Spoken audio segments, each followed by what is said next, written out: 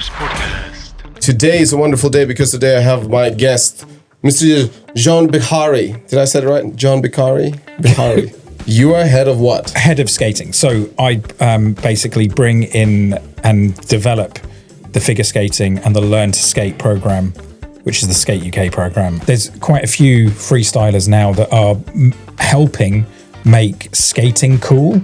Very much in Europe, during the public skating sessions, they're allowed to actually do those tricks.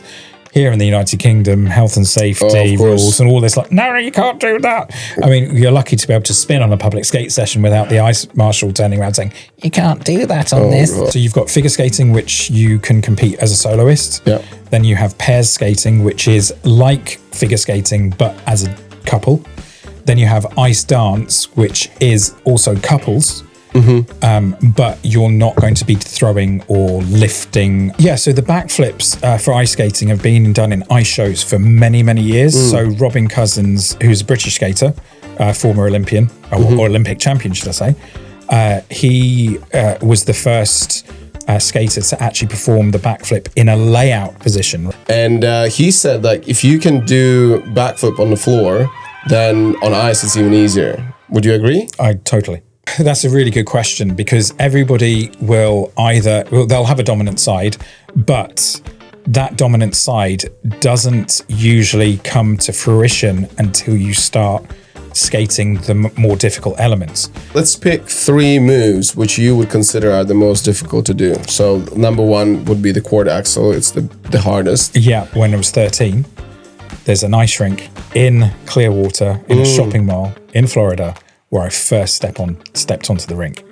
Da, da, da. At first, I didn't have a coach. I used to just go to the public skate sessions and just watch the other skaters and mimicked them. You'll see skaters who have a very, very good athletic build. Yeah. And you'll have some that are very, very slender, like really, really, really small. There are a lot of skaters out there that are in retirement and they've had to have knee replacements. Yeah, and it's a constant pressure on your knees, obviously. It is a constant pressure on the knees. After the Salt Lake City Olympics, there was a whole controversy between judging. How long are usually the routines when they perform? Right, so depending on what level and age group that you're in, it's definitely coordination, number 1.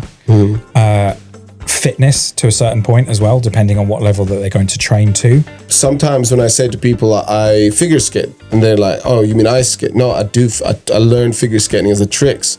It's a difficult one. How do you get people into the rink, and how do you get that stereotyping of this is only for girls?